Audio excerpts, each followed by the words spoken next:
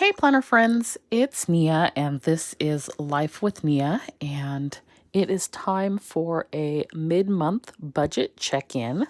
So what I plan to go over today is income and expenses so far, middle of the month, checking in on goals. I want to share about unexpected expenses and unexpected income, and go through cash envelopes and see where we're at, and also talk about Thanksgiving and the food budget and changing planners. So kind of a lot to discuss today, but I don't think it will take that long. So first things first, my goals for November were to write it down, which I have been doing, have a flash sale that is planned for around Black Friday. And that's going to be a 31 flash sale. So totally separate from what you all see here most of the time on YouTube. And then no credit cards. And so we were doing good on that until we had an unexpected expense. And I don't have it written here, but also to have a Black Friday sale in my Etsy store, which we're on track for that as well. So those were the goals. As far as expenses for the month, you may or may not be aware, if you've never watched my videos before, I'm paid once a month. I do have some like side hustle income. I have my Etsy shop and some other things, but that income is not guaranteed. So I pretty much budget everything based off of my one paycheck a month. So almost all of my bills have been paid for the month, with the exception of about $100 that still has yet to come out. And that's things like Amazon Prime, my Simply Gilded sub box, HP Instant Ink, and Microsoft, and I think that's pretty much it. So those things they come out later in the month, like between the 19th and like the 28th or so. They're kind of spread out. So those things will come out a little bit later this month. For income, I have received all my regular income because, like I said, I'm paid at the beginning of the month. So that was $44.74, and I also have earned an extra $126 from side hustle things. The unexpected income that I had was my stimulus check. So the IRS decided that I am a living being, and 8 months later sent me a stimulus check. Totally unexpected. I had pretty much written it off that I was not going to be coming, and that I would just claim it on my taxes as a credit for 2020, but it showed up this week actually, and so I paid some debt, and then the credit card use came from having to turn around and pay for a plumber. So the debt I paid, I ended up using credit card to cover the plumber, which was almost like $400. So I had to replace some stuff and fix a leak and replace the garbage disposal and a whole thing. So I'm hoping to be reimbursed for that, but we shall see.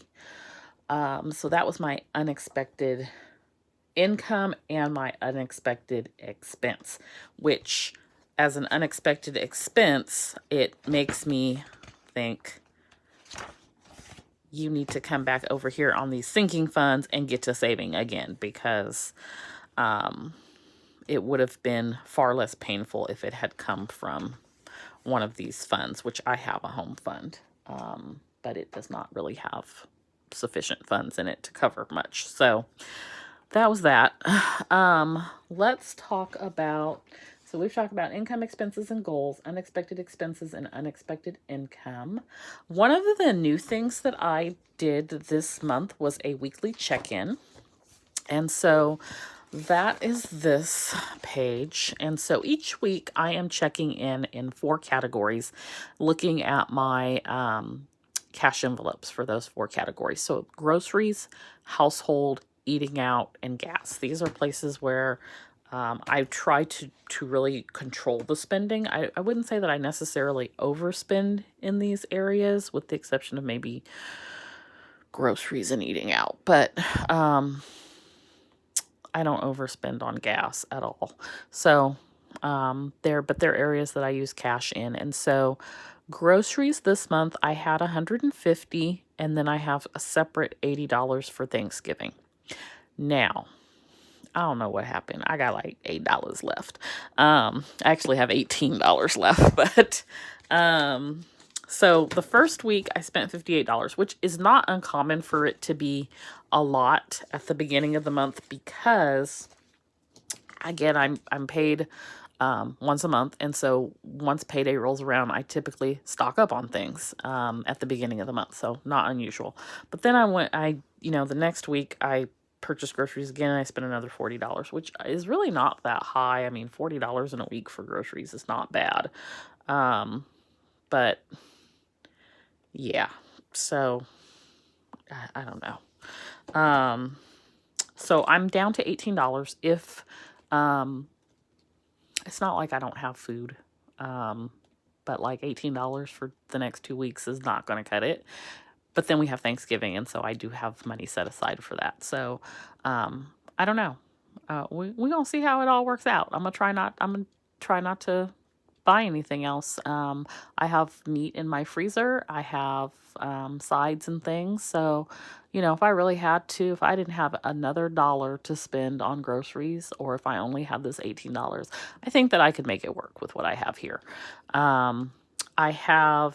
That's not what's going to happen, though. I already know. I know myself well enough to know we're going to do something. I have, for household, I spent $12 the first week. I don't remember what I purchased. It was something at Walgreens, leaving me with $28. And so I started with $40 for the month.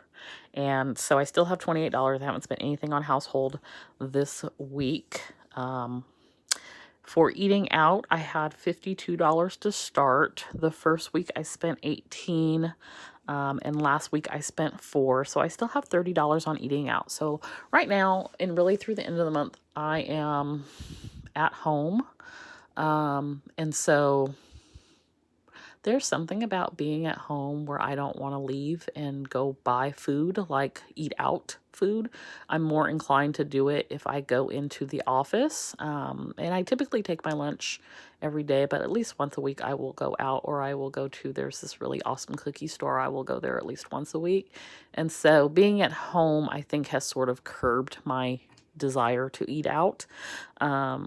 So I probably will end up good on the eating out category this month. However, I'm probably going to take that $30 and put it towards my grocery money. We'll see. We'll see what I end up doing.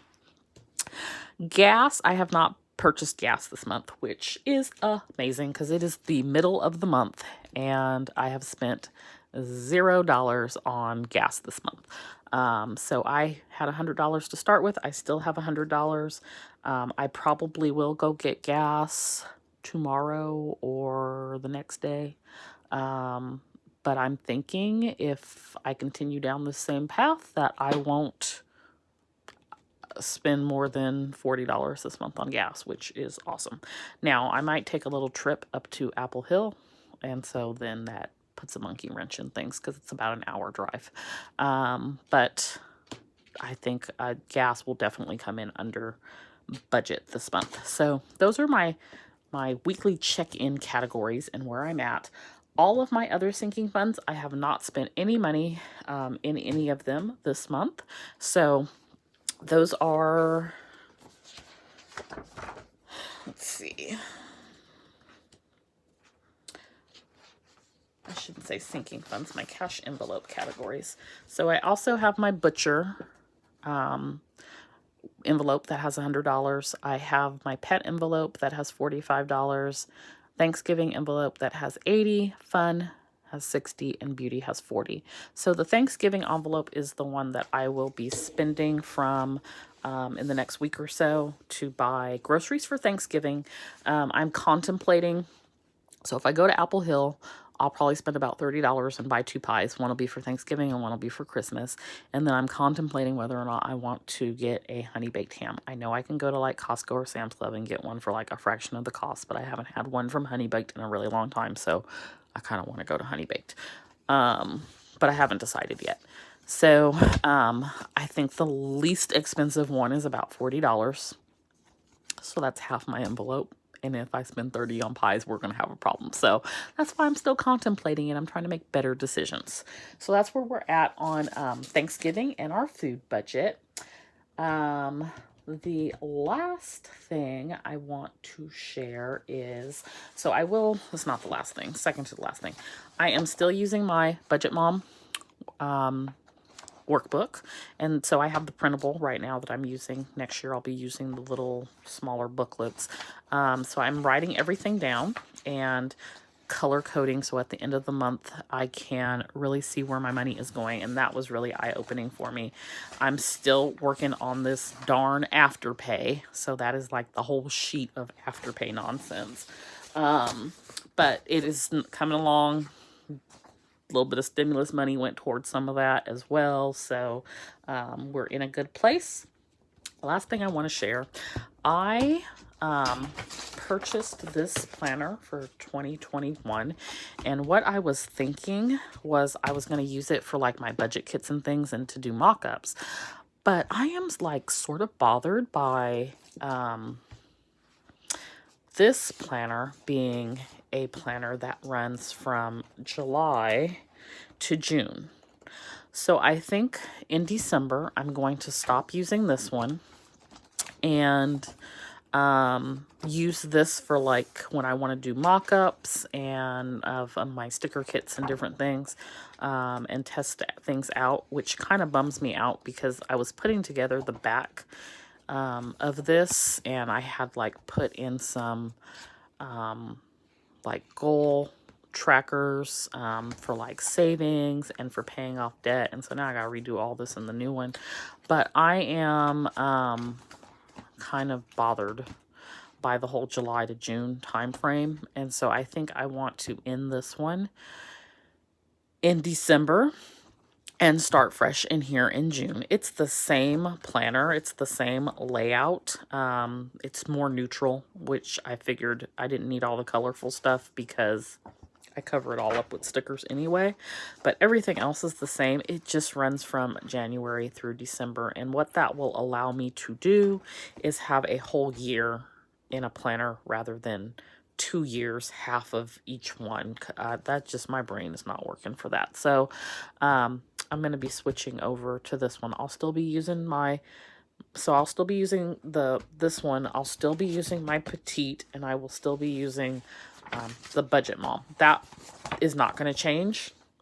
I'm just switching out of this planner that runs through June of 2021, and I will use that for my stickers and mocking up sticker kits and whatnot. So that's what I have, and I'm kind of looking forward to setting up the new planner. I'm mad that I wasted a bunch of sticker paper on those charts and things, but I'm looking forward to setting up the new planner because I have new sticker kits, and these are live in my shop, Studio Bliss Co. And I think I will be able to set up January, February, and March when all is said and done. So I think I'm going to use this for March. I'm still contemplating what I want to do for February. I may use this for February, but just a really pretty watercolor floral. This is going to be going in the shop. By the time you see this video, it should be there as well.